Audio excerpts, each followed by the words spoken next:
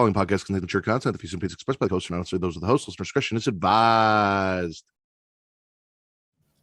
Welcome to the number one horror podcast on Pornhub, the Smackin' It Raw podcast, where the final girl isn't just the last one to get a cum shot. I am your host, the patron saint of podcasting, the Warden, Matt Ritter, and I am here with a lovely panel of co-hosts this evening to help me talk about Halloween Ends. I will start to my right, introducing first. She is the host of the She Lead Showcase Inside the Mind of In the Crowd, and the Sultan of Step on Me, Miss Katie Kinsey Bebe, the hardest working woman in podcasting today. Hello. And we have Alexis back with us, but first time here from Down for the Count. Hey. The only one to actually answer my question about Laurie Strode. Well, okay. Real name too, by the way.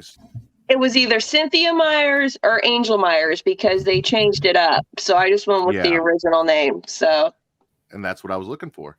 Right. We have my boy Just from the Get Joe podcast, Just Myers tonight. That's right. We here. Let's stab some bitches. And fresh off a cruise, back in the podcasting world, back in contact with us because he missed episode 1. Yeah. Host of the Havoc Hour, where we used to do all of our horror content. One half of Young Kings Wrestling. The Dr. Reek Baker, BBC. Oh, did you think that was just a Smackin' It Raw thing and that wasn't going to be here too? Yeah, because it's getting off, not smacking around. I was thinking I would slide under the radar there. But it's Justin's okay. internet is provided by Halloween 3. Yikes. So I got a question. I got a couple questions for everyone. So again, I'll just go in the same order. Katie, how did you watch this movie? Theater or Peacock?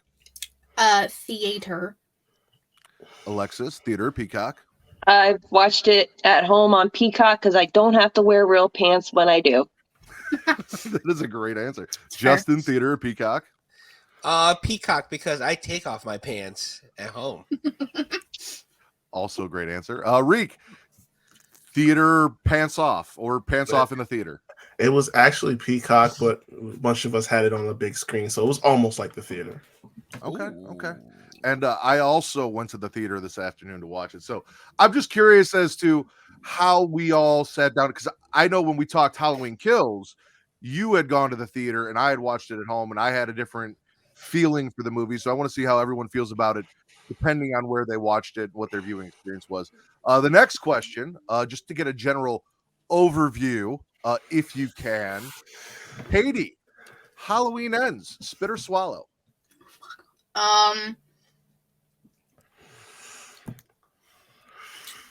Gargle. Alexis? I'm sorry, man. Spit. All right. Just? Swallow. And Reek? I'm torn between the gargle and the spit, and I'm really leaning toward the spit, if I'm being honest. Like, I think that's where I'm headed. Okay. See, I'm actually on the opposite end of the spectrum where I'm gargling, but I'm leaning towards a swallow because I've had some time to sit with the movie since I finished it around 3 and think about some things. But all right, so Katie, gargle. Why? Yes. So it wasn't bad per se, just not what I was expecting. So I had no idea what to expect from this, but yeah, I don't know. It just, yeah, I don't really have words. I don't know. Alexis? Oh, I got plenty of words. I watched Halloween Kills and I watched the 2018 one, and honestly, it doesn't feel like a Halloween movie. So much stuff's changed about it, and I'm not trying to sound like one of the old heads or whatever, but they're not even brother and sister anymore. He's just some random dude that attacked her on Halloween, so there's not even that connection anymore. I don't like the victim blaming, that they were like, it's your fault he came. Well, why is it her fault? Like, she was a teenager when she got attacked like 40 some odd years ago. Honestly, I would have moved out of Ohio, like on an island somewhere. I'd be like, look, motherfucker, can you swim? Like, I just need to know, for a 70-year-old man, you've done a lot, taken a lot of damage. And then I don't like it how they introduce new characters. I understand like Laurie's daughter and her granddaughter. That's one thing. But like the people who were introduced like in Halloween Kills, that they were just knocked off in the first like 15 minutes. And it's like, what was the point of even building something with these people? And then that punk ass kid, Corey. And I'm just like, and when did Michael Myers join the Big Brother, Big Sister program? Like, I just need to know, man. I need to know. Did I miss that? Was that in Halloween H2O or Halloween Resurrection? Like, the Rob Zombies? I might have an answer for that. We'll see. Just, what did you like about the movie that made you swallow? You know what? To be honest, like, I mean, it's Halloween. You know what I'm saying? It's Michael Myers. You know what I'm saying? I think for me, I still had an entertaining time watching it. You know what I'm saying? I know we all have wrestling podcasts, so like having Michael Myers and Corey be like Sting and Darby Allin was funny to me. You know what I'm saying? I love that dynamic. They're going for the tag team titles, and then just like most tag teams, they split, right? And so like that, and then I mean, come on, Michael Myers crowd surfing? What? You know what I'm saying? His dad. Why can you not like that? You know? And then like the little small homages to the original Halloween, where it starts off with him babysitting, watching what's that? The Thing, right? That's what they were watching. The Thing, yeah. And that scene was gross too. I remember watching that scene too and thinking like, yeah, damn, how much ripping of the neck are we gonna do? You know? I can't watch that movie still. Right. And like the fact that band kids now have a representation where they could be badasses. I mean, come on, you know. I mean, and then like, you know, I mean, Jamie Lee Curtis, you know, having to reprise her role again and time again, and she still fully commits to being the character. I mean, I just enjoyed it. I thought it was entertaining to me, you know. I agree. All right. Reek, what's got you gargling towards a spit? I spent like several minutes afterwards trying to process how I was feeling about this. And the thing is, it's like there's just such a mix of things that I liked, and there's just a bunch of shit I didn't like, because there's just, like just said, there's little homages here and there. Actually, if you really pay attention, if you've seen every movie, the opening credits were like the same as Halloween 3 Season of the Witch, which is pretty dope. I like that. Which should have been a big indication going into this movie of what it was going to be. Movie. If you saw that and didn't think, all right, something's up here, then I don't know what to tell you. Because I saw that and I was like, all right, this might be some bullshit. Let's see where this is going. But continue. See, and then that's what I'm saying. But like, this trilogy has been about so much role reversal. And I feel like that opening scene was a little bit of role reversal too, because you have the dude who's babysitting and the kid. Initially, original movie, Michael comes home and kills his sister, which was technically his babysitter. And now you kind of flip the roles a little bit. This dude winds up killing his kid, albeit accidentally, but a little bit of role reversal. I like that, you know, we get to a place where Laurie kind of seems more like the original Laurie, not traumatized and going through PTSD, even though she's still processing all of this, and her daughter got killed and all this other stuff.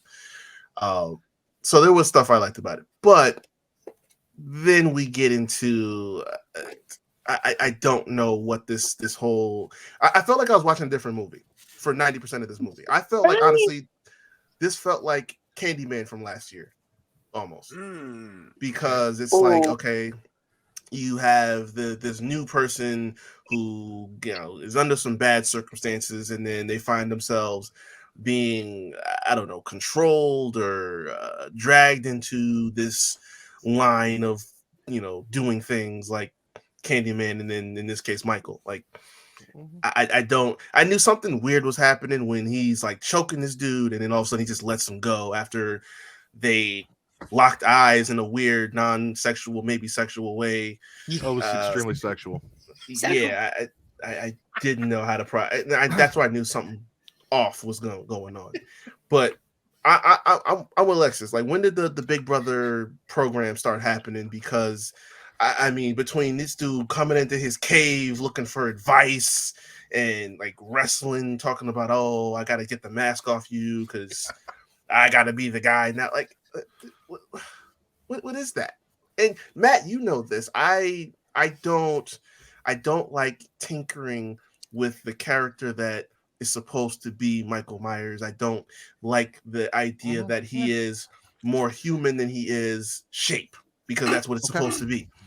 And I felt like we did so much of that to the point, like, since when did we tag team? Since when did Michael have an assistant? That doesn't happen. Well, let's talk about that, because that is actually why I'm leaning a little more towards swallow than spit. And all right, so the Big Brother program. Let's talk about that. Katie, what's my favorite Halloween? Halloween 6. That is correct. And what is the theory behind Halloween 6, The Curse of Michael Myers? That the curse is passed on to the next person who will take up the mantle for Michael Myers. So when I saw that, I was good with it, because this is how they tied in Halloween 6. This was their homage to Halloween 6. This is where I thought it was going.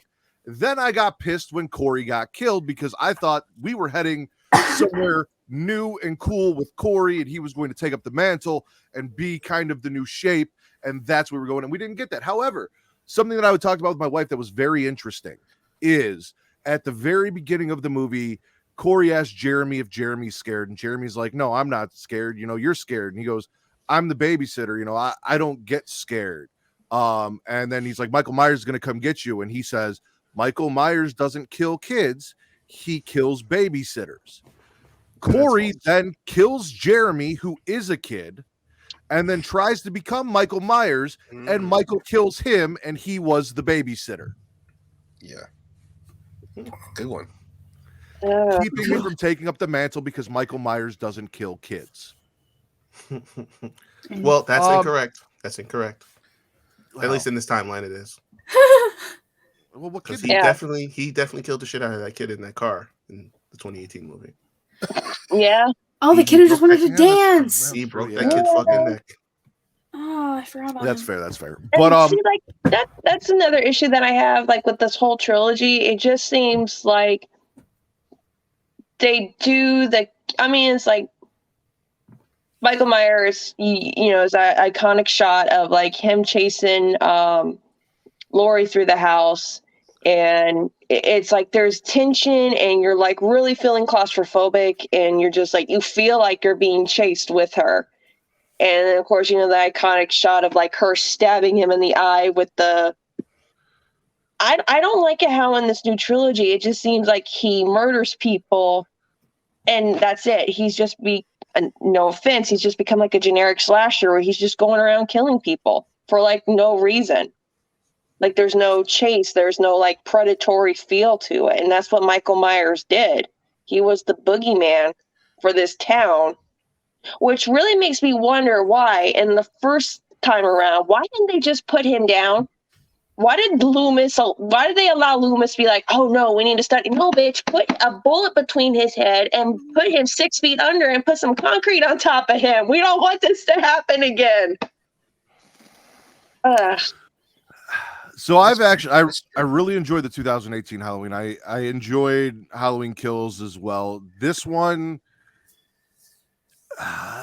is not as high up on the list as the other two. And a lot of what I enjoyed is what we talked about, is the different homages that are in there to different movies and the different scenes that they even recreated in different ways, and different things that they did, the flashbacks from Halloween Kills and all of that. Fantastic. Let's take a second to focus on the positive. Katie, swallow. from the movie? Something you enjoyed?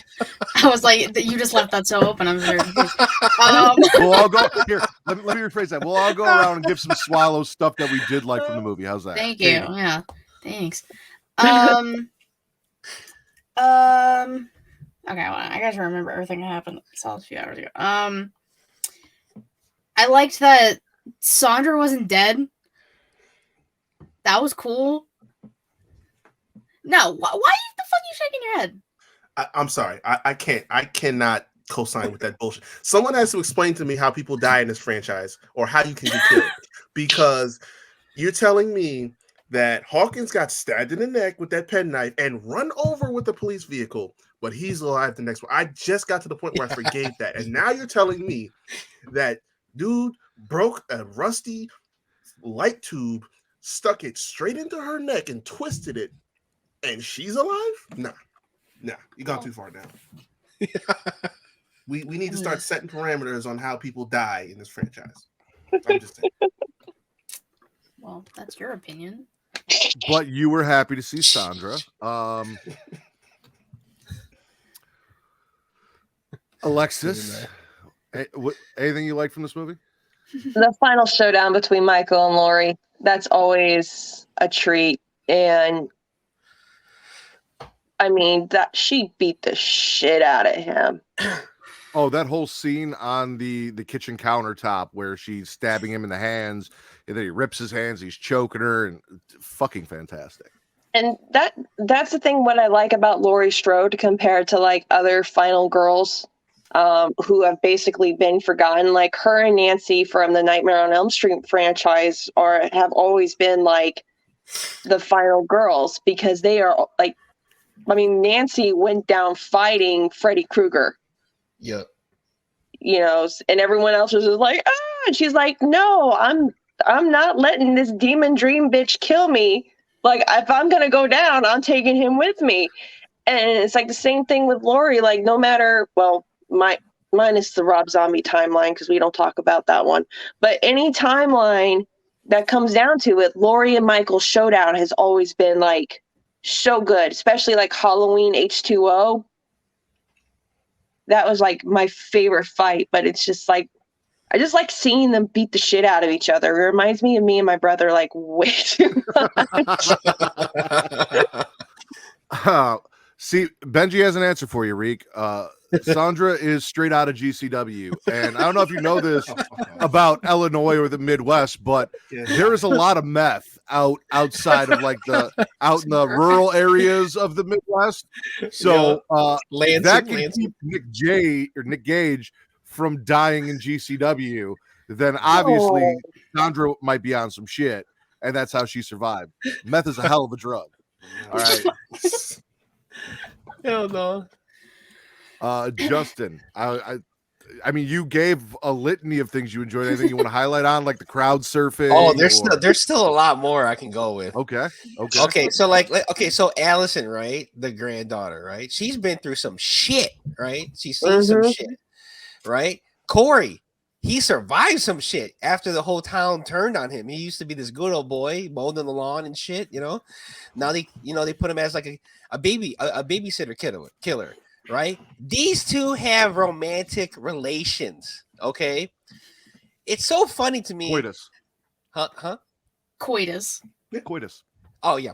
So like it's so funny to me that this movie wants to like be on the same path as Top Gun. How can we do that? Leather jackets and motorcycles. Let's do that. Okay. So then they have their own version of the Top Gun riding the motorcycle down the street in the movie. I mean, that is hilarious. You know what I'm saying? Like, and then they even had the somber like music too. Like, yo, these people are fucking misfits. Like, what? We're supposed to be like invested into this relationship? I thought that was hilarious to me. I thought that was great. Along with the Corey thing, one of the things that I really enjoyed on that was the fact that after the evil passed through the touch and the little cuddle that they had in the cavern that Michael dragged his lifeless body into and maybe had done things to before he woke up. The turtle's lair? it was talked about by Dr. Loomis in the original. It's talked about by Laurie. Like where you see the evil in Michael is in the eyes, and Laurie saw it in Corey's eyes, and the father saw the change in Corey when he looked into his eyes. So that highlighted detail I really enjoyed, because apparently Allison did not look into Michael's eyes at all through the last two movies, because she didn't see shit but a cum shot at the end of the night. That's right. Reek, she listens to Corey's heart. She listens to Corey's heart. She'll be back. That's bullshit. This ain't no My Little Pony friendship is magic bullshit. Okay, like come on.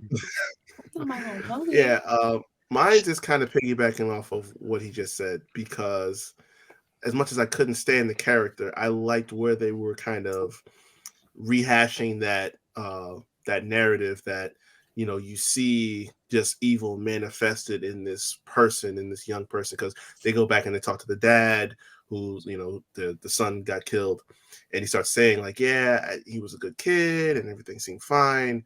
And then it's like, I see him walking down the street and I went to go talk to him, but then I saw his eyes and I'm like, that's not the same kid that used to babysit for me. That's not the same kid that did the lawn. Like, that's a completely different person. I could kind of see where they were going with there. And then on top of that, all the bullying and stuff that the guy goes through kind of, to me, kind of channeled a little bit of the Rob Zombie Halloween with that Michael, who like is just this tortured kid that eventually just snaps. So we kind of drew two parallels and with that character, but I still didn't really like the character, but I liked where they were going with that. And I think that's something we've talked about too, is these new Halloween movies, the one thing outside of this that they pulled from Rob Zombie's Halloween was the brutality and the murders, which that is what my biggest swallow is, were some of these fucking kill scenes, like the DJ with his tongue on the record and it's skipping. Stop with this stuff. I want to be their friend. Yes, it was fantastic. It made my wife chuckle. Though I will say, Jeremy dying in front of his parents kind of messed with Kate. Like, she's like, I don't know what it was about that. Maybe it's because we have a 2-year-old now, but like, she's like, I did not like that. That made me very uncomfortable, and I never have to see that again.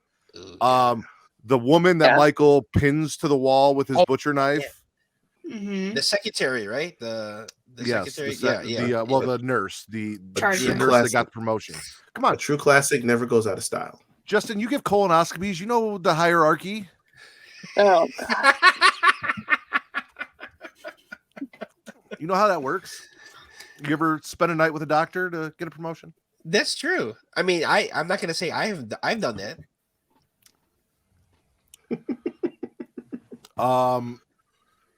But yeah, no, the kill scenes, I hope there's an unrated version like there was for Kills, because there were kill scenes that I wanted to see or was hoping would be a little more gruesome, that just kind of happened in the background, that I hope like in the unrated version we get to see, like the receptionist that Corey kills when he goes into the DJ studio, or I'm trying to think, there was one other one that we didn't really get. Oh, the doctor himself. We just heard him die, but we didn't see how he died. I thought they had like a plastic bag over him, over his No, they face. showed him dying. Did they show him dying? Yeah. Corey had him like in the Dexter Loomis cuddle. Bag around the neck. Right. Yeah, but he was the, pretty much already dead. Like, we didn't see the struggle or anything like that. Right, she right, just right. caught him. He's still kind of struggling.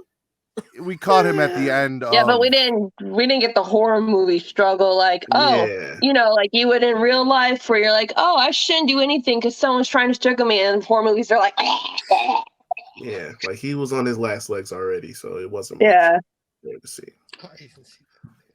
So how do you guys feel about Corey? Because like I said, I liked the direction they were going until Michael killed Corey, and then I realized that's not where they were. Like, it was almost like they took their foot off the gas. Like, it's like, this is where we're going, this is what's going to happen. And when I realized that, when I thought that, I'm like, okay, if that's what this is going to be, and you gave me the Season of the Witch opening, then let's fucking go. And then we got to the point to where Michael just kills Corey, and I'm like, all right, well, now what? So that was one of my biggest spits was taking the foot. Like I needed, because we saw Michael stabbing that dude, the cop, right? And every time he stabbed him, like he stood up a little straighter. It's like every stab gave him more of his strength back. Because he's in there, he's all hunched over, still hurting from that ass whooping. Yeah.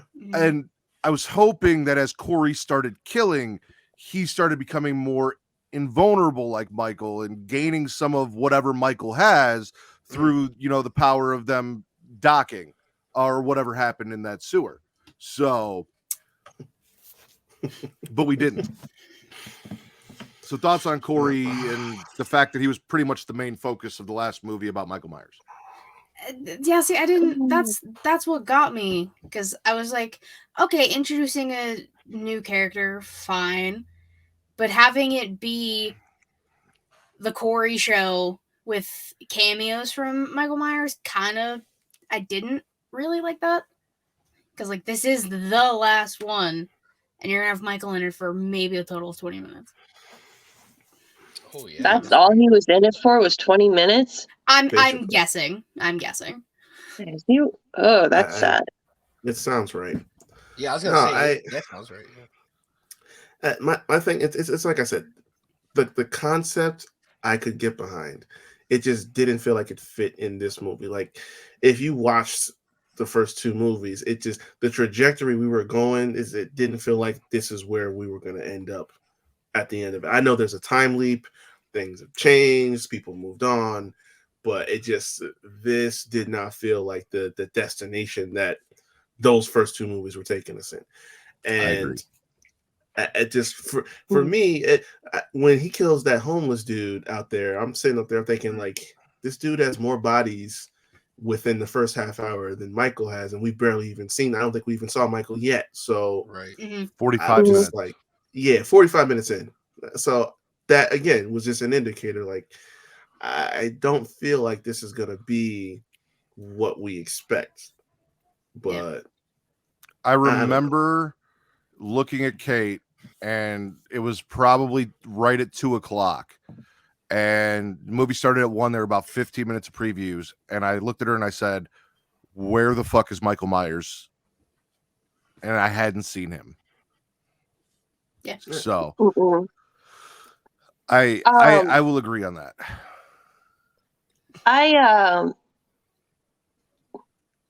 If they had just decided that they were going to make a movie about just like a teenage slasher, they could kept the same story, could have made his own standalone movie, right? And I'm seeing where people are like, oh, well, now it was like, people are like, oh, Corey's gonna come back and go after Laurie's granddaughter. And I'm like, I think he did. I think he like dead. Like he ain't coming back in this franchise. For real. I couldn't stand it because this is supposed to be the last Halloween. Me and my friends are already betting that like in 5 years they're gonna do another remake of Halloween. And I didn't like it. It's like this was supposed to be the send off for Laurie and Michael. Make it about Laurie and Michael. I agree. I will give them one thing. This movie did what no other movie was able to do in that. And I think I told Katie and Reek and Justin in a group chat that I had watched after it initially came out, a spoiler-free review, and somebody was saying that Halloween Ends is the end of this trilogy. Doesn't mean it's the end of Michael Myers. He may not come back with these writers and this story. This is the end of one through this timeline. Like this timeline is over. That doesn't mean that the character is gone forever. However, they've done what no other movie was able to do. They made damn certain Michael Myers was not coming back. She slit his throat. True. She slit his wrist.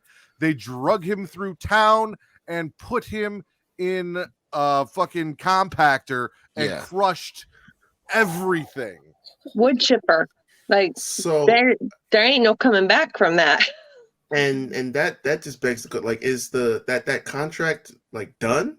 Because Mustafa has it like written in stone that you can't kill off Michael Myers definitively. So is that like deaded now? Or Well, again, this they may have just killed him off for this timeline. Like, I think they've realized now that you can get for all we know, in 2 years there's going to be a sequel to Halloween 6 where the Curse of the Thorn is back, and they'll just take different like sequels and just follow that timeline. I don't give a fuck. Halloween 6 is my favorite. Give me the Curse, give me the Thorn, give me it that's all. cool. I want it back. I didn't mind it. Bring Paul Rudd back. Bring my Tommy Doyle back. He hasn't even aged since they made that movie, so they they can just recast. I will say, if they put Paul Rudd in that movie and make it, I will watch it. That is the only caveat. Yes. I do want to say this. I do agree with Paul Rudd because Paul Rudd's awesome. You know what I'm saying? Yeah. The one thing I did take from this movie was that like, the theme of untreated trauma. You know, because like that seemed to be the theme throughout this whole thing was this like untreated trauma. They all had trauma going. You know, Lori had trauma for so many years. You know, Corey had trauma for so many years, and this like everyone's trying to cope with their issues and just dumping it on somebody else. And I felt like that was the whole theme of everything. Like the kid then in the band, he's getting bullied by his dad. So where does he take his anger out on like the weakest person, which is Corey? Corey's getting like, you know, trauma from like everybody in town. So he's feeling this hate.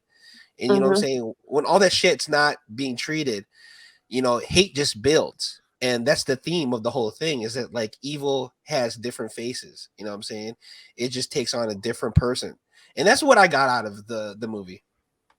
Which is why I brought you on here, Justin. Snaps to Justin. Okay. So That's true. What are some other likes and like anything else that really sticks out that we really like that we didn't talk about or that we really didn't like that we want to shit on? The band kids getting killed. You didn't like that? Because no, I mean I liked loved it. I liked it. Oh, No, I liked it. That was catharsis. How much of a douchebag do you have to be to wear a Letterman jacket every single day? Dude, That deserves As death someone on who's its an own. ex-band kid, that made like that scene. My husband was looking at me like, and I was laughing. I go, "No, you don't understand. These are the people I was in band with, and let me have this moment because if it happened in real life, I'd feel bad. I would feel bad. Let me laugh now and enjoy this." all right, Katie, you look like you got something. I was gonna say the fucking like blowtorch to the Yes. kid's mouth Yes. was incredible. Yes. That was so cool. That was the Yes. best kill in the movie. Loved I it. don't know who comes up with these kill ideas, but I I just want to talk. just want to be like, are you on a watch list somewhere, bro? Like what? Gotta But- be. I mean, it's like, I know I was saying it's like, it just like some of them seemed off, but like the ideas and the buildup they had for some of them, like the blowtorch.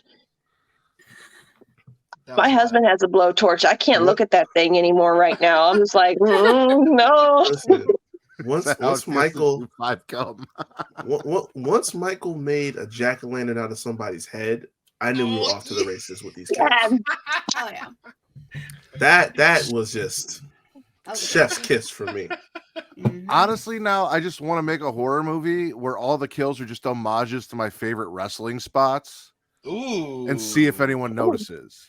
Like the killer throws somebody off the roof of a building, but they splat, a la Mankind and the Undertaker. Oh, Mick Foley's soul left his body that day. Yeah. Wait, pretty honestly, sure. that's a great Couple idea. times. Can you make that? Canadian Let's have- destroyer to the wood chipper. Yeah, let's do Oh, that. right. Destroyer to the- Dude, Let's do that's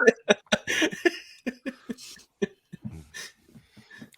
Just have Michael smash somebody in the head like Undertaker did Jeff Hardy, but cave his skull in with a steel chair I knew you were gonna get there. I knew you were gonna say that. or Canyon, whichever one you want to go with. Oh, Um, that's not nice. I'm just saying, I'm thinking of really hard chair shots. That's all. Oh, This is amazing. There was some. Okay, so I've got two questions for you. Did they get you when the kid shot the dad in the head?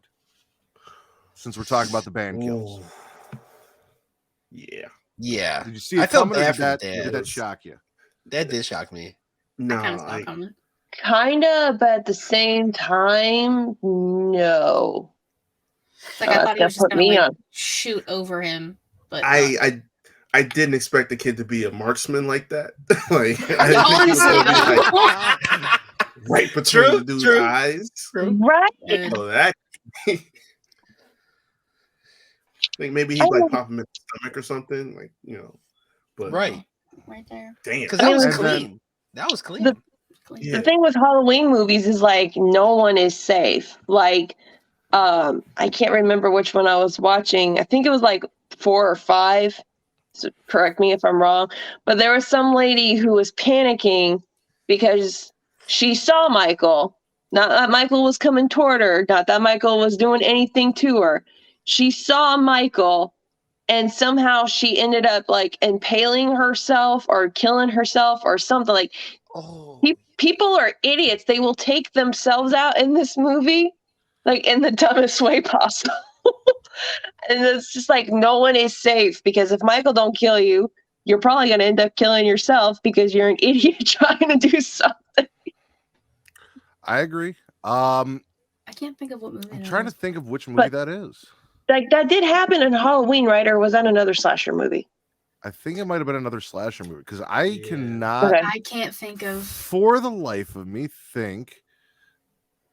I, Because like I was thinking, like, well, in Halloween 6, if depending on the version you watch, he impales his cousin wife or niece wife, whatever you want to Niece consider. wife. Yeah, but he threw her onto that though. Look into the Yeah. yeah. Like threw her through. Yeah, It was like in a, Like, it was in a choke slam. hospital. Yeah. It was a hospital and a nurse, and the nurse like ended up tripping and falling on like something. I don't remember. It was like a woman falling on something because she saw Michael, and Michael was like going the whole other way, and she saw Michael and she starts freaking out, and I'm just like, you're not even in his line of sight at this point. Run, because he doesn't see you. Like, go. that might be Was that the Rob H2 in Zombie the one? dream sequence. Yeah, that's what I was thinking. Might have Possibly. been. It might have been. Shit. My other question is, did they get you when Lori committed suicide? Oh no. Well, Because No. when the pumpkin splattered the wall, yeah, I am not gonna lie, I was like, they Yeah. did not just have her shoot herself in the fucking head. That is Yeah. not where this is going. No. the sound was too good that Yeah. that they suspended my disbelief for just that split second. That I agree. They lingered on that pumpkin a little too long. Yeah.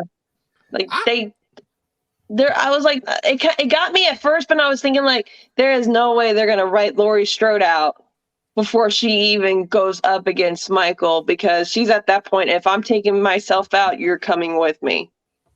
Yeah. I agree. I do have a question. Yes. I do have a question. Back to the junkyard scene with the band kids. Do you think the dad knew that was his son? That's why he kind of like turned around and tried to say stop, or that was just a kill, just to be a kill. Well, he did, because when he turned around and looked, he didn't have the mask on. Yeah. Corey. then was put on the the mask Oh, on. right. He saw right, Corey right, without right. the mask. Yeah, so he knew Right. that it was a Shout out to the dad, man. That dad stood by him like through like the toughest of times. You know what I'm saying? So I'm not gonna lie to you guys. There's a scene where, well, first off, what the fuck is the sheriff's name? Lori's Hawkins. boyfriend. Hawkins? Yeah, Hawkins looks old as shit for only 4 years. Like, Jesus Christ, you aged really in 4 did. years. What have you been doing in your time off? But there's a Getting scene run where over they're with a talking- car. Yeah, that's true. There's a scene surviving. where like they're going through all the And people, like the surviving. woman who hung themselves and the people who got shot in the car, this and that, and everyone's like, "Was it Michael? Was it Michael?" And he's like, "No, Michael doesn't use guns."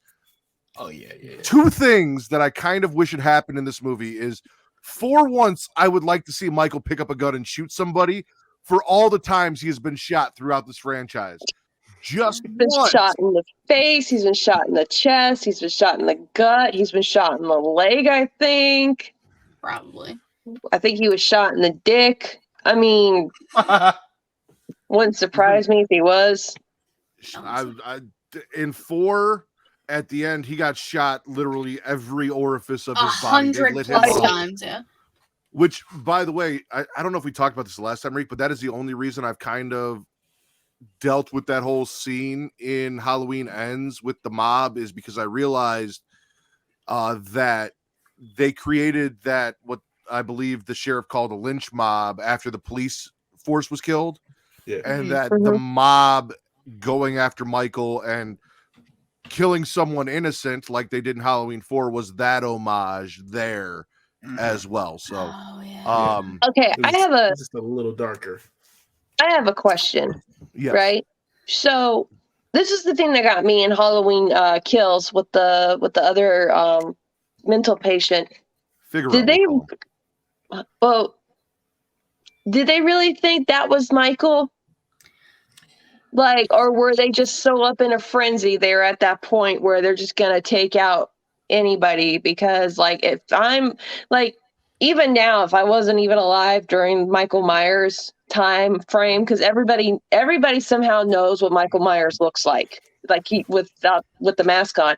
But you're thinking like, this dude is huge. He's got to be like super old at this point, and he, if he's got strength like that to pick up a human and slam them up against a nail, like, and not break a fucking sweat, why did you think this frail old sad man was Michael Myers? Right. Well, like that always made me so mad. I'm just like, you guys are idiots, and you all deserve to get killed off, which they did. So I mean, rightfully so.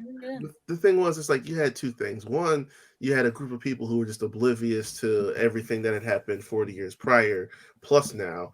But the other thing is that the news station absolutely sucks, because if they're going to release photo images, you might as well put the name there to say who it is and differentiate, because they just put pictures up and say, okay, these two are still missing from the bus, but we're not saying, okay, this is this person, this is that person. That could have eliminated the stress right there. And I also think it was part of the social commentary of like profiling and the mob mentality, where you attack people and assume things about people just because they fit a criteria or maybe a couple pieces of criteria. All of a sudden they are the boogeyman, the hated person that you're looking for, even if it's not really them, because everyone piles on and jumps in and joins that bandwagon and runs people over, whether they're actually guilty or not, because somebody said they were. And that's all it took, was one person saying that's Michael, and everyone turned and believed that one person and went for it. In this case, it was shitty Tommy Doyle, not shitty Tommy. Fantastic Paul Rudd Tommy Doyle, but that's why he died. Yeah. And I didn't feel bad like afterwards, because it's just like, come on, man. Which that kind of brings me to one of the biggest issues I have here. I think Laurie Strode is a hypocrite, and here's why. At the end of Halloween Kills, she gives an entire monologue about Michael just being the embodiment of evil and fear. And she said specifically, you cannot kill that with brute force. But yet, she kills him with brute force. So either you were just given a Dr. Loomis exposition for the end of the movie, or something changed in 4 years where you just had a change of heart about it. But you can't say that at the end of that movie and then do the exact opposite of what you said this requires. I kind of have a theory about that, and it actually ties back to Halloween 6, believe it or not. So if we're going by the original timeline, Michael and Laurie are related. Right. And the curse of Michael is that he has to kill everyone in his family to, get rid of the curse, right? Mm-hmm. They never really go into that. They kind of go into it with the zombie thing, but like Rob Zombie's movies, I'm kind of leaving them over here because they don't really fit into the other timeline. Mm-hmm. What if, because Michael was the force of evil, Laurie, because she survived, she was the force of good, and her and Michael's fates are always intertwined and because he's the agent of chaos, she's the agent of good. No, like that's why that's why he's ever been able to kill her. Even if when they killed her off at Halloween 4, like Halloween 4, or like even in Halloween Resurrection, it was always at the hand of Michael, but she always ended up killing Michael too, or at least we thought. So always at the end of the line, it always has, like, anybody could come at Michael Myers with a gun and shoot him and he can blah, blah, blah.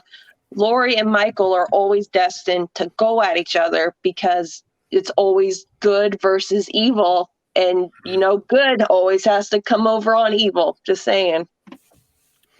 I like that theory. And Reek, I think you're focusing on the wrong details of that monologue. Because I think what was more important in that monologue was the talk of where Michael gets his power from, which is from essentially the fear that he creates from the people. And we learned that Laurie went to therapy, let everything go, stopped drinking, got cleaned up, was trying to be a good mother to her granddaughter that she wasn't to her own daughter. And she had moved on. After 44 years, she had finally been able to move on. And then he came back. And now that she had let all of that go and wasn't feeding into his negativity, she was able to defeat him, I think, along those lines of what you said. She is now the cleaned up force of good that outweighs his force of evil. Well, I could see that because the time that she spent as a recluse that was basically out of fear, and the compound and the gun rack and everything like that, training your daughter to fight from the time she's a kid, that's all based out of fear. So I could see that. And every time we see Michael kill in the new trilogy, whether it's the firefighters or Sandra and her husband, every house he goes into, the reaction immediately is always fear, and fear fuels him. Even that mob was beating the shit out of him because they were afraid of him. And the more they beat him, the more they fueled that fear of him, which is why he stood up. And then they moved the fear to a new avatar in Corey, and we saw a decrepit version of Michael in the sewer who had to kill the cop. And as the cop is fearing for his life and getting stabbed, he gets stronger and stronger. And the reason Corey was able to take Michael down was at that point, he was no longer afraid of Michael. Right. Which is why he was able to take him down and rip the mask off him. Yeah. I did like the part where after Corey dies, or where he comes in and kills him, and Laurie just sits there just like, all right, let me just lock this door real quick because you ain't leaving here alive. She just quietly goes over and let me just lock this up so you can't leave at this point. And that kind of serves to that point too. Like, she's not afraid. Like, this is just like we're done after tonight. You're not leaving here. Like, she's pretty much already lost everything. She lost the ability to enjoy her life because, again, she had trauma and never really got help for it, or it looks like no one even offered to help, or they were just expecting her to go back to normal. She lost her daughter. All she has left is her granddaughter. Michael ruined her life. And a lot of that has to do, like, if you think about it, it's kind of like an abusive relationship. Like, she let Michael destroy her life. And now she's at that point where I am not afraid of you anymore. You have no power over me. We're going to fight. And if I have to kill you while dying, I'm going to do it myself because you mess up my life. It's just like there's so many great ways to interpret this relationship with Michael and Laurie, whether they're siblings or not. But it always hits a little bit harder, especially for someone who's had someone do some not trying to get heavy on the show, but it's like that one person who like messes up your life. You can go to therapy and you can get let go and you can try to move on and heal. But we all know for a damn fact, if we got that person in the room 5 minutes alone, allowed to do whatever we wanted to them, come on, we'd all take that opportunity. Like, come on. Yeah, I don't know if I'll kill. I think I'll just scream really loud though. You are a bit of a pacifist. I am a little bit. You know what I'm saying? Pacifist. I am, and I'm not. Speaking of pacifists, this is what I was gonna say. You touched on Alexis. You touched on some of the things that Lori lost. The one thing that she didn't lose, though, is how to spit some game. Because the flirting in the grocery store has to be top notch for me. I mean, the fact that Deputy and Jamie Lee Laurie Schroeder were just, casually talking about cherry blossoms. You had Deputy, showing off his meat. Every time it was meat, it was more, thicker and tender. And she's talking about, eating more vegans. You know what I'm saying? Yeah. I just loved it. And then you had the cash register, that cash register woman that was like, listen, what the fuck is going on here? You know what I'm saying? Like, just hook up, just hook up. So I thought that was great, So, Coke boom. I got two more things, and then I'll get closing statements, and then we'll rank kind of where this sits for us. I finally thought in this trilogy this was going to be the movie that gave me titties, and it didn't. And I'm kind of pissed that I went through 3 movies with not a single titty, not one titty, not even like a side boob. Like I thought, it's new age horror, man. No one gets naked in new age horror anymore. Bullshit. Ooh. That nurse, I thought for sure. I was hoping we were going to get the Halloween 2 like hot tub scene with that nurse, and we didn't get nothing. Like she never even took her robe off to get in the shower, and then nothing. And then I thought maybe Allison, because she's banging the killer now. She's no longer virginal anymore. She's been defiled by Corey. Maybe she'd just be laying there and a titty pop out. Not a single titty. It's supposed to be a harbinger of death, but we're just abandoning the rules, I guess. My other last thing is Corey is an evil fucking genius, because when he said, if I can't have her, nobody can have her, I did not expect suicide plan. Allison thinks grandma killed my boyfriend to be like, I'm not going to kill her. I'm going to make her hate you for the rest of her life because she's going to think you killed me. He made the phone call. He planned all that. And then offed himself. Well, Michael killed him, but like stabbed himself in the neck and left Lori sitting there with the knife. Yeah. So shout out to Corey. I'm not gonna lie. When I heard him, like, it was like a clip without context, and I heard him say that, I'm like, bitch, she has fought Michael Myers. You are just a horny teenager. You're like nothing to her. For real. Like, you can take your little yandere ass and go home. Like, I got more shit. I got important shit to worry about than you. Like, did you remind anyone else of Dude from Kick-Ass before, he got everything done? Oh, don't do that. Corey? Aaron Taylor Johnson. No, Corey looks just like Aaron Taylor Johnson in Kick-Ass. Because of the hair, right? The hair? The hair and the glasses. Yeah. Bro, you're gonna ruin Kick-Ass for me because I love that movie. I'm just saying, Kick-Ass. Kick-Ass is a movie, yo. What I was gonna say is that the one scene I do like that I really enjoyed was then when the kids were picking on Corey, the band kids again, where he just he was just trying to get his yoo-hoo on, you know what I'm saying? And the fact they were like fucking with him, and he's like basically stabbed himself with the yoo-hoo glass, right? And then so then Lori comes in, got his back, and then they fucking slash his tires. I thought that was classic. You know what I'm saying? Oh yeah, Lori's like, "Oh hey, you want to do it or you want me to?" And whips out the knife. Mm-hmm. Right. Yeah, and then he waits a whole day to get his car towed, which made no sense. Right. Well, he drove 3 miles on a flat tire and fucked up the rim, and then they had to wait till the next business day for the shop to open to get the car there. Like, idiots. Listen, I pray to God some band kids come up to me and ask me to buy them beer. I tell them no, and they want to get tough. I pray to God. I am going to shove that drumstick up that kid's ass so fast.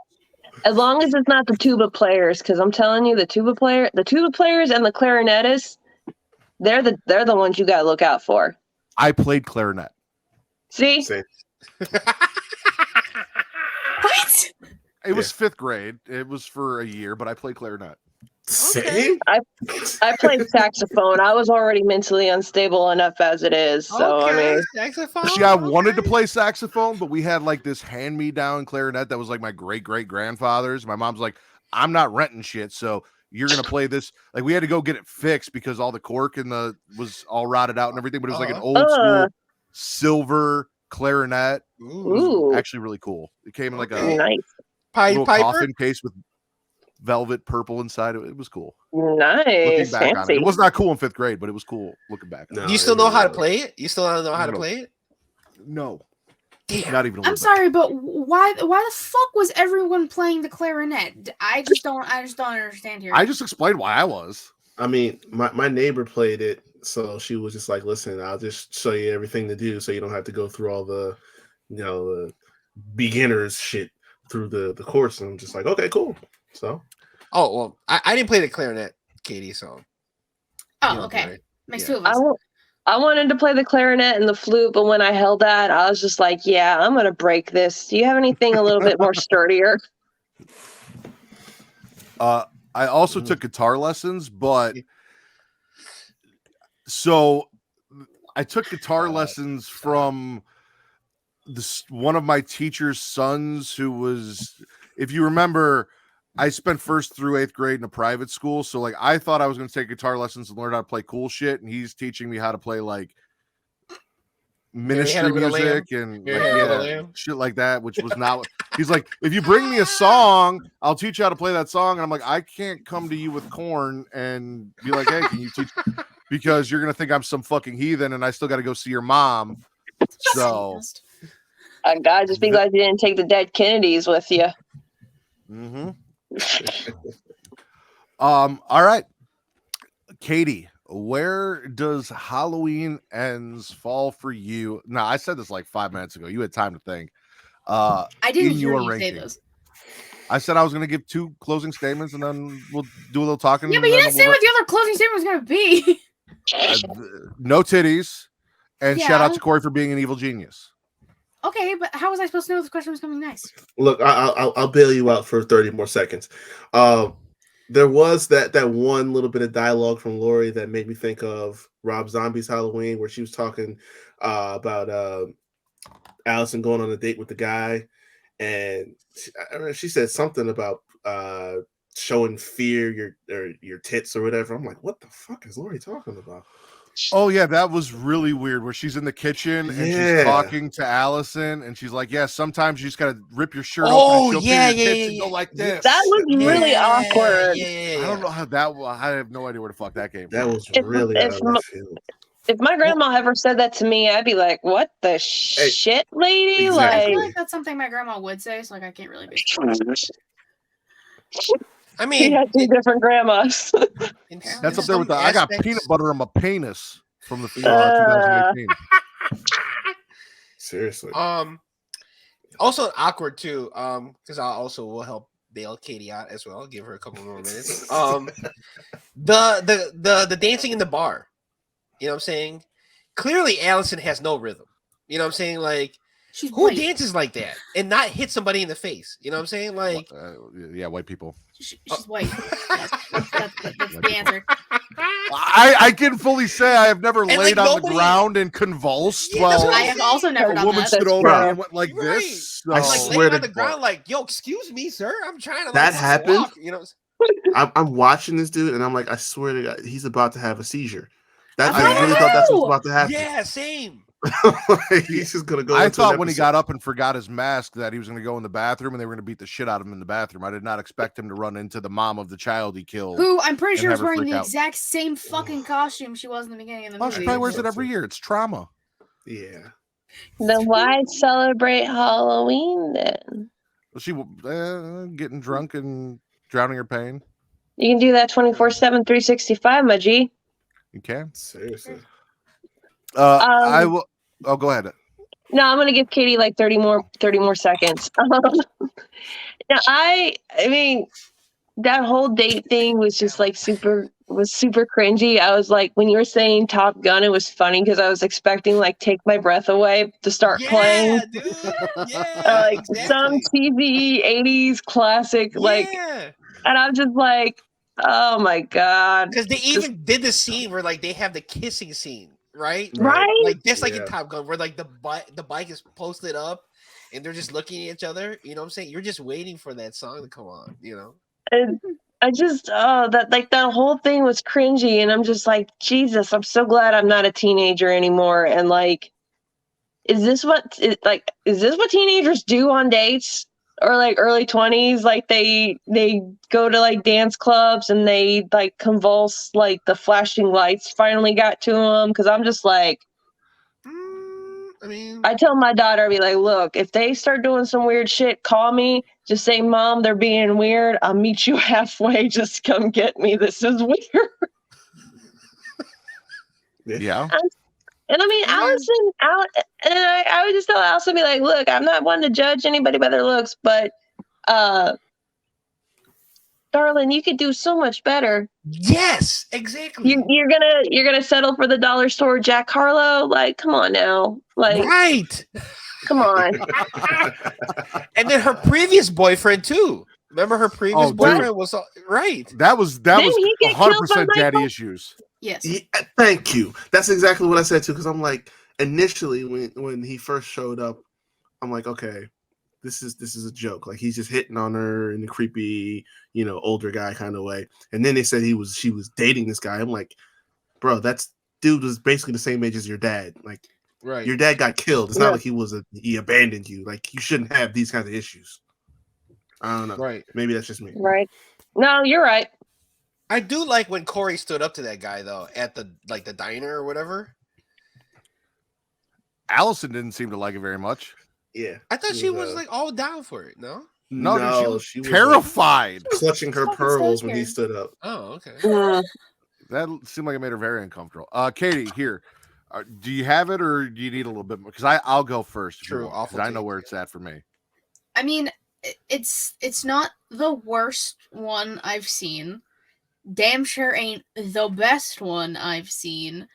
I'll just put it like in the middle because I don't even remember what my original like list of them in order is because it's been so long. So I'm just gonna say middle until I can figure it out, and then I'll come back to everybody at a later point in time. All right. I'm pretty much with you. So my thing is, after seeing all the reviews and all the talk and everything, I was very worried about this movie. Like, I didn't get any spoilers, but like there was a lot of negative out there. I didn't love this movie. It's the worst in the trilogy of the three, in my opinion. Mhm. Not enough Michael Myers in a fucking Michael Myers movie, but I also didn't hate it. And I feel like part of the reason that they use the Halloween 3 font is because this might down the road actually become like a cult favorite or a cult classic or something that people appreciate years later that we didn't like when it came out. So the bottom of my pack is H2 Halloween 5. Sorry, Alexis, Halloween H2O. That one's my favorite. I know we did a whole podcast on it, and there's just so many things about that.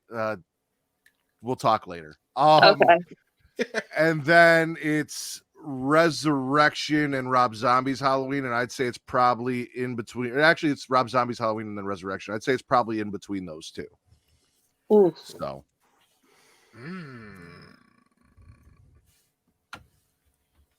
That's a little harsh. Oh, is it me or what's going it's on? whoever's okay. ready. Yeah, I mean, overall, I like the movie. You know what I'm saying?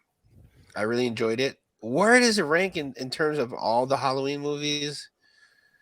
I don't know. I think I agree with Matt. It's like right there, like right Middle there, bottom. H2O. Yeah, like near the bottom. I don't know. Like, I don't know if I like it more than 4 or 4 is better than this. So yeah. So because 4 had like more of a storyline throughout the whole movie, where this like had like 2 storylines going on at the same time. I was gonna say this is my Halloween 5 of this franchise, where I love 4 and I really love 6. 6 is in my top 3. I love 6 so much, and I'm one of the very few people on earth that feels that way about it, and I don't give a fuck. 6 was the shit. That is the best Michael Myers outside of Michael Myers and Halloween Kills. Neither here nor there. But 5 is my least favorite of that trilogy of movies after the first two, and this is my least favorite. So it's the Halloween 5 of this trilogy for me, but I still like it better than Halloween 5. It doesn't have as many problems as Halloween 5, and we didn't end it with a jailbreak scene. Yeah. True. And a mysterious So- man in black. Yes. Yeah, let's not talk about that. No. Honestly, I mean, it's not my favorite Halloween movie. Pretty much what Matt said. I'm not gonna shit on it because people do enjoy it. So, like what you want to like.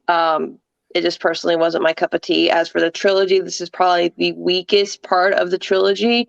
And now that we're talking about it and I'm going back and I'm thinking about it, like all the callbacks that did to Halloween 3, maybe there could be something there. I'm not sure. I'm not gonna say it's the worst Halloween movies because that's kind of reserved for the Rob Zombie adaptations of Halloween, or like my bottom of the freaking barrel. I must say it's like in the low middle, if that makes sense. Where like Halloween 4 is Halloween 4, and then it'd be top 4 would be this one, Halloween 4, Halloween H2O, and then the original. Okay.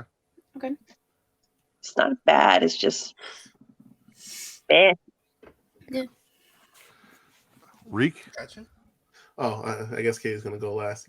I already went. She already went. Oh, she did. Oh, my bad. Yeah. She said it was in the middle for her. She'd let us all talk, and she may come back to movies that she's putting it in, but right now it's pretty much dead middle of the pack. Okay. Nobody Well, listens to me. that's really where I'm at. This pretty sure it was 13 movies in total. So I would put this directly in the middle because I'm more indifferent about it. Like it wasn't like outright I hated it. It just the best way I can describe it is indifferent. So I would make it as like my buffer between my top movies and my lower half because I got both Rob Zombie movies down there. I got that trash ass Halloween 5, Resurrection. What was the other ones? Right close to the middle. I'm sorry, it's 6. I just like it's not even it's not even the low end of it. It's not like I hate it. I don't feel the way about it that I do of my top movies, which is the original, the first sequel, Part 4, H2O. If I remember correctly, the last time we spoke, you might want to go check that out because H2O moved real far down your list, and 6 had moved up after we had that discussion. It did. You might want to go re-listen to the last Halloween episode that we did. I was there. I was a witness. I have a question. Yes. Are we talking when we're talking 6? Because I think we talked about this last time on Half Hour. We're talking the director's cut, right? Not the actual. I mean, I like both, but so the problem with the director's cut is the kill scenes are not as good in the director's cut for whatever reason. Like when they kill the dad, the head doesn't explode. All of that extra. So Isn't that muted the whole point of a director's cut, though? Well, this director's cut gave you 45. Yeah. So this isn't a director's cut; it's the producer's cut. Yeah. Yes. Yeah. And it gave you 45 minutes of additional footage that weren't in the movie that gave you more story about the Thorn and the cult, and pretty much said that Michael fucked his niece and had a baby, and that baby was Michael's niece that they kind of left out of the theatrical release. Yeah. And Dimension said that's weird, and test audiences weren't feeling it. So it's like, okay, so let's cut out the storyline bullshit. Just give us more kills and gore. Yeah, pretty much. I would rather have done that just because the fact that Michael Myers is. Well, we don't know. They could have milked him. They could have milked him, turkey basted her. Like we don't know how it worked. Okay, as weird as this sounds, that's the only version of Halloween 6 I've seen is the producer's cut. So like I cannot unsee because the whole Thorn thing makes sense. So I tried watching it with the regular one. I can't do it. It's like there's so much more missing. Right. Yeah. I just after seeing Michael get kidnapped and then you add in the fact that they may or may not have milked him. It's too much. That It's too just much. ruined it even more for me, honestly. I mean, they had tranquilizers. Tommy used the tranquilizers on him. Like, you could tranquilize Michael Myers, keep him in a state. They also had him tranquilized in 4 for a good bit. And while he is tranquilized, jerk him off into a cup, freeze it, suck it out of a turkey baster, put it in his niece, make evil demon baby. Like, it's not necessarily 100% Michael climbed on top of his niece. Like, there could have been some odd cult artificial insemination going on. I think I'm making this better, and I don't know why everyone is sighing and looking away. But I'm really just rethinking my life's decisions up to this point right now. I really am. I do have a question. Well, you know what? We'll wait after. Go ahead. I want to know if they drew straws to figure out who had to jack Michael off. While he was locked up. That's what I want to know. Why? Like, Okay. was that he's rock just paper standing scissors? there. Did they draw straws? They're He's like, I just need another standing there cup. with the I need Shatner another mask cup. on the entire time, just staring at you. I mean, if I had to jack off Michael Myers, I'm putting the mask on. Like, I'm just saying. How did we get here? You know, No I can idea. watch slasher movies. I can watch B-grade horror movies from the 80s and the 70s. I can watch the Z-list stuff. This is what's going to give me nightmares tonight. Like that. That's Matt's job. This will be the part of the show that I cut out of the entire conversation for the short that Travis is going to post on YouTube, though. So, Are we live on YouTube? It's the producer live. cut. Yes. But then what Travis does is he cuts the pre and Oh, post I show see. off and posts Okay, just okay. the video. So I got you. yeah, it'll be the producer's cut. All right. Or a couple of my t-shirts. Any final thoughts on Halloween Ends or the Halloween franchise before we get out of here? First ever slasher series I got into kind of was like the gateway for all the other slasher movies I've ever watched. I got a little special place in my heart for Michael Myers. Rico, please don't give him any ideas. We'll do it. I think it just needs to go into hibernation for a while, maybe for like forever. Maybe a nice period of time. I think Hollywood just needs to stop rebooting franchises that have really just done their time and ran their parts. Kind of the reason why we've only had like one Friday the 13th reboot. They also got some legal issues going on with that apparently. But yeah, that's the big issue. Sean Cunningham's kind of a dick, and I would say it to his face. Like, I know he came up with Jason, but I'd say it to his face. That's a whole nother story. Halloween, great trilogy. Just let it. Michael went through the wood chipper. Now let it just fucking rest. Like, no 5 years. You guys are going to do a reboot. No more Jamie Lee Curtis. I love her, but Laurie needs to retire. Michael's dead for real. Just end it. Just end it, and don't bring it back for at least 20 years. I cannot co-sign on that, but I know. This is how I feel, okay? I know. I hear you. You are allowed to feel that way. I can't co-sign on that. I will. They can make Halloween movies till the day I die. I don't care how bad they get. If they put Michael in fucking space, I'm gonna go watch it. Like, it is what it is. That's next. That's coming up. Well, they did it to Jason. Leprechaun's done it. Right? Jason's They did it to done Jason, right? Hellraiser's done it. Hellraiser.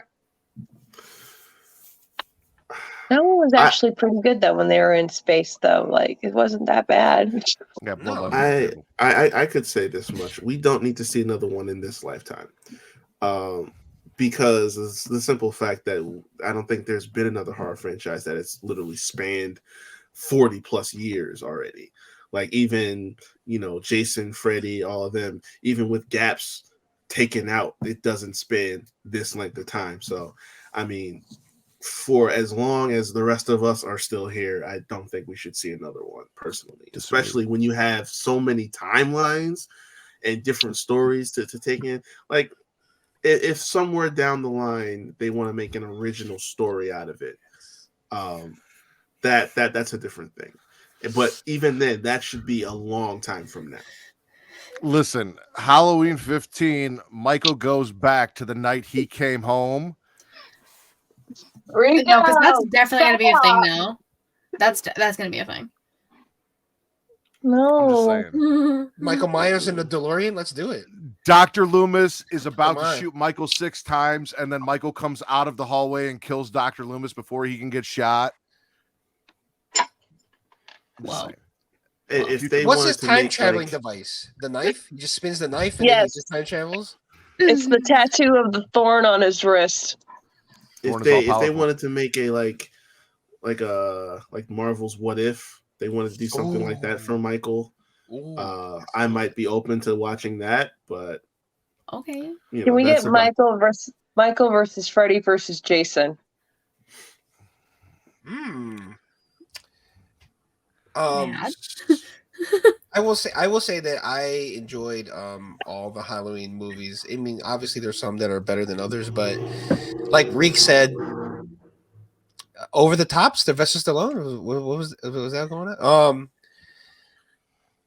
So like I enjoyed all of the movies. I think the great thing about this trilogy is that there's something for everyone. You know what I'm saying? If you like the slasher, there's obviously the first 3, this one. If you like the whole like thing with the whole like Thorn and the Curse of Michael Myers, you can pull from that. There's a lot of things that you could choose from this franchise. Like Reek said, there's like so much that you could choose from, and there's something for everyone. So for me, I wouldn't mind if they made another one, as long as it's like entertaining and it's fun to watch. I'm still down for it. So yeah, Halloween, man. And real quick, I thought that there was something about you know how they did Freddy versus Jason? I thought they were trying to get Michael Myers versus Hellraiser. Is that like a thing? I thought I heard that somewhere. that was something that was going to happen, Right? After, after Resurrection, but so many different writers and were coming up with ideas, and they just kept getting tossed in the trash. So that just didn't happen. Well, the original ending to Freddy versus Jason was both of them being pulled down to hell while they're like in mid-fight, and there's fucking Pinhead sitting there and going, "Gentlemen, what seems to be the problem?" And I would be like, "Oh my god, we could have had that!" They just didn't have the rights to Hellraiser because it was a different studio. I'm glad we brought all this up though, because the next time you see us all here for Getting Off in 2 weeks or so, whenever I get some free time and decide to do it, and whoever wants to join is more than welcome to come back. I plan on sitting down and laying out my idea, which kind of cancels what Reek and Alexis said, about how we could reboot the entire slasher verse and bring everyone together in a united slasher verse. Yes. Does it involve the Necronomicon? You're gonna have to tune in and find out, Reek. Oh, Because I feel like I've heard this theory or this idea before. We have. He has kind of pitched it, but now we very can hear much the in full detail. details. And there's actually 2. And if you go to my TikTok, some of my very earliest videos when I first did that, I talk about it a little bit, but it's just a little preview for what the entire next episode will be. So everyone in the chat can ask questions. I'll fill them in. You guys, same thing. Tell me what you like, what you don't like. I'll tell you to go fuck yourself. It'll be a fun time. So, Alexis, please plug Down for the Count and everything you guys do. all right. Down for the Count, all woman wrestling podcast. You can find us on Spotify and Anchor. We just actually got set up for sponsorship through Anchor, so we can actually start making money. So please listen to our show because we are broke as shit. You can follow us on Instagram and Twitter. D4TC podcast on it _ podcast on Instagram, and Down for the Count 19 on Twitter. We're mostly active on Twitter with any breaking news. We live tweet during the show. If for some reason you want to follow my annoying ass, my Instagram, Alexis DeSmall 95. I post weird random shit on there. If you get offended, I don't give a fuck. And TikTok. oh yeah, I have TikTok. I haven't been on that in like weeks, man. So like I don't know. And you can find me on TikTok if you want to. And you can listen to the show. We're on Spotify, Anchor, and Google Podcasts. So give us a listen. Even if it's a hate listen, thanks for the interaction, and fuck you. So, whatever. It's really dear. Justin, would you like to plug yourself for our fans? Yes, I'm gonna plug myself right now. Yeah, you can find me in the Get Your Podcast on the Twitter, Get Your Podcast on Instagram. If you can't find me there, you can find me on Marks and Mikes. I also dropped a recent Get Your episode with Matt, Katie, and Vince as well. You know, we did an episode with that. I also dropped a Lichon Diaries 2 with my homegirl Jizzy, talk about adulting, try to being an adult. But yeah, thank you guys for having me, and shout out to Jamie Lee Curtis, the end girl, but the forever queen. All right. According to the William Regal name compliment, Mr. Wreak Havoc, you wonderful little honeysuckle, would you go ahead and please plug yourself? What in the world is that? What? Wow. Okay. So, with that being said, you can find me at Wreak Havoc 24 on Instagram and on Twitter. You can find the Havoc Hour on all streaming platforms, Spotify, Anchor. Video versions up on YouTube, Google Podcasts. You can find Young Kings Wrestling with myself and TC at Young Kings Wrestling everywhere, including Instagram, because we got the page up and running. And same thing, Spotify, Anchor, Google Podcasts, and YouTube. Yeah, that's everything. I'm not calling you an erotic little buttercup, so Katie, go ahead and plug yourself. Dude, it's like came out of nowhere. Oh my goodness. Where are you getting this from, Matt? Somebody posted it on Twitter, and I screenshotted it, and I planned on saving it for when I was the rack to fuck with people by calling them different things. And it just kind of sparked. I'm like, you know what? Let me just throw that at Reek and see if I can throw him off his game real quick. That's good. How you gonna do that, man? How you gonna do that? How can we come back from this? You can follow me on Twitter at KatieRasson13, Linktree Isaac, all things She Lead Showcase, twitch.tv/She Lead Showcase, typically Thursday, 6 p.m. Eastern, unless something happens where Savannah ditches me. YouTube.com/She Lead Showcase. I say watch your videos because they're way more entertaining. Anchor, Spotify, Google Podcasts, Apple Podcasts. She leads the weekly show that Savannah and I do, Inside the Mind of, drops Monday with Matt's wife. So that's going to be fantastic. Everyone needs to go watch and listen, or you have to deal with him. Hear it this way. In the crowd on a hiatus until Justin can figure out everything. I'm blaming everything on Justin for that, by the way. I'm sorry. It's okay. And then Savannah has shows that she does. But you can find me on SmackDown every Friday. Till the end of the year. Yeah. And then your contract's up, and we'll see if you sign somewhere else. As you guys know, you can follow me at Matt Ritter, MATTRIDDER on Twitter only. But this is the Getting Off Pod. You can follow them on Twitter at Getting Off, where I will exclusively be talking horror movie stuff, and everything Getting Off and Smack and Raw is under the Creation World banner. You can find them at creationworld.com. You are watching us now on either twitch.tv/Creation World or youtube.com/Creation World. You can also follow them on Twitter and Instagram at It's Creation World, ITSCREATIA World. Thank you guys so much for joining me and doing all this. And if everyone sticks around after the show, there's a little post show. So whoever wants to hang out and talk, we'll hang out and talk. If you got to go, again, thank everyone for being here and joining us. So for Down for Your Count, Alexis, Miss Katie Kinsey Bay, Dr. Reek Baker, BBC, you wonderful little buttercup, you, and Just Myers from the Get Yo podcast. I am the patron saint of podcasting, the Warden Matt Ritter, and this has been Getting Off, the #1 horror podcast on Pornhub.